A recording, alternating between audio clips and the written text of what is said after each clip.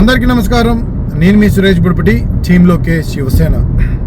ముందుగా మనందరి నాయకుడు, యువ కెరటం, తెలుగుదేశం పార్టీ రారాజు, తెలుగుదేశం పార్టీ కార్యకర్తల యువరాజు, మన ఐటీ శాఖ మార్చులు మరియు విద్యాశాఖ మార్చులు, ఈ రాష్ట్ర ముఖ చిత్రాన్ని మార్చబోయే విజనరీ లీడర్, యువత భవిష్యత్తును అలాగే విద్యా వ్యవస్థను ప్రపంచ పటంలో పెట్టగలిగిన దమ్మున్న నాయకుడు, సమస్య ఏదైనా ప్రతి సమస్యకు పరిష్కారం తానై మరి ఈ రాష్ట్రంలో ప్రతి పేదవాడి సమస్యలను తెలుసుకుంటూ ఆ సమస్యలు తీర్చుకుంటూ ముందుకు వెళుతున్న మనందరి అన్నయ్య శ్రీ నారా లోకేష్ గారికి ఈ రాష్ట్రంలో ఉన్న ప్రతి తల్లి మరియు చదువుకుంటున్న పిల్లల తరపున ధన్యవాదాలు, కృతజ్ఞతలు తెలుపుకుంటున్నాము.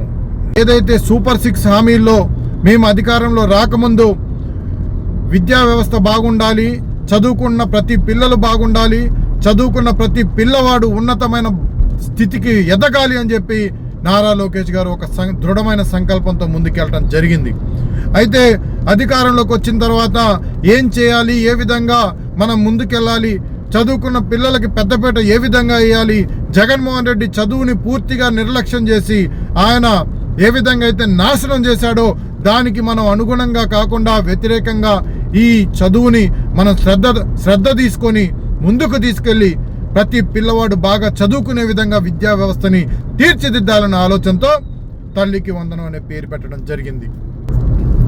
ఈ తల్లికి వందనం పేరు పెట్టడమే కాదు, దాన్ని నేను దాదాపుగా అధికారంలోకి రాగానే ఈ జగన్మోహన్ రెడ్డి ఏదైతే మనకి హామీలు ఇచ్చి ఈ రాష్ట్రాన్ని అప్పుల ఊబిలో కూర్చాడో, అప్పుల ఊబిలో కూర్చడమే కాదు పూర్తిగా ఈరోజు ఈ రాష్ట్రాన్ని దివాళా తీసే కార్యక్రమం చేశాడో వాటన్నిటిని అధిగమించిన వెంటనే ప్రతి తల్లి ఖాతాలో పిల్లలకు నేను తల్లికి వందనం వేసే బాధ్యత తీసుకుంటానని హామీ ఇవ్వటం జరిగింది.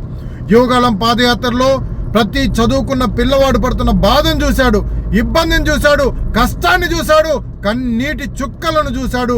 ఆ చుక్కలన్నిటిని కూడా ఆ బాధ్యత నాది, ప్రతి చదువుకున్న పిల్లవాడి కన్నీళ్లు కారుస్తున్నాడు, ఆ కన్నీళ్లు తుడిచే బాధ్యత నాది అని చెప్పి వాటన్నిటిని కూడా తన బుక్లో రాసుకొని ఈరోజు విద్యా వ్యవస్థని గత సంవత్సర కాలం నుంచి ఏ విధంగా దగ్గరుండి ఎర్లీ మార్నింగ్ లేచి విద్యా వ్యవస్థలో ఉన్న ప్రతి అధికారుల్ని మాట్లాడుతూ ఏ విధంగా అయితే గాడిలో పెట్టాలో, ఏ విధంగా అయితే విద్యా వ్యవస్థకు కొత్త సంస్కరణలు తీసుకురావటమే కాకుండా ఈరోజు మరి రాష్ట్రంలోనే మన విద్యా వ్యవస్థని నెంబర్ 1గా తీర్చిదిద్దాలి అనే ఒక దృఢ సంకల్పంతో ముందుకెళ్తున్న నారా లోకేష్ గారు అలా ముందుకెళ్తూ ఈరోజు రాష్ట్రంలో చదువుకున్న ప్రతి పిల్లవాడి మరి బాధ్యతను తీసుకొని మంచిగా చదువుకోవాలి, ప్రతి ఒక్కడు ఉన్నతమైన స్థితిలో ఉండాలని చెప్పేసి ఆలోచన చేసి తల్లికి వందనం కార్యక్రమం పెట్టారు. ఆ తల్లికి వందనం కార్యక్రమం రేపు ప్రతి పిల్లవాడి ఖాతాలో, తల్లుల ఖాతాలో వేయటం జరుగుతుంది. ఇదే వైసీపీ పార్టీ, ఇదే వైసీపీ సైకోలు గత సంవత్సరం నుంచి తల్లికి వందనం ఎక్కడ, నీకు 15,000, నీకు 15,000, నీకు 15,000 అని చెప్పి ఈరోజు మా ప్రభుత్వాన్ని హేళన చేస్తున్నారు. ఎస్, నేను మళ్ళీ చెప్తున్నా, ఇదిగో రేపొద్దున చూడండి, నీకు 15,000, నీకు 15,000, నీకు 15,000 ఇచ్చిన మగాడు మనగాడు మా నారా లోకేష్ అని చెప్పి నేను సగర్వంగా చెప్పుకోగలను. ఈరోజు ఈ రాష్ట్రంలో కూడా రేపొద్దున ప్రతి తల్లి కూడా, ప్రతి పిల్లాడు కూడా చదువుకున్నాడు, ప్రతి ఒక్కరు కూడా మా నారా లోకేష్ చెప్పింది చేశాడని సగర్వంగా తలెత్తుకొని ముందుకెళ్ళి ఆ మాట చెప్పుకునే ధైర్యం ఉంది ఈరోజు. కానీ మీ గత ప్రభుత్వంలో అది లేదు. మీరు ఎంతమంది కంటే అంతమంది పిల్లలకి అమ్మఒడి కార్యక్రమం వేస్తామని చెప్పారు, కానీ ఒక్కళ్ళకే అమ్మఒడి పథకం మీరు ఇచ్చారు.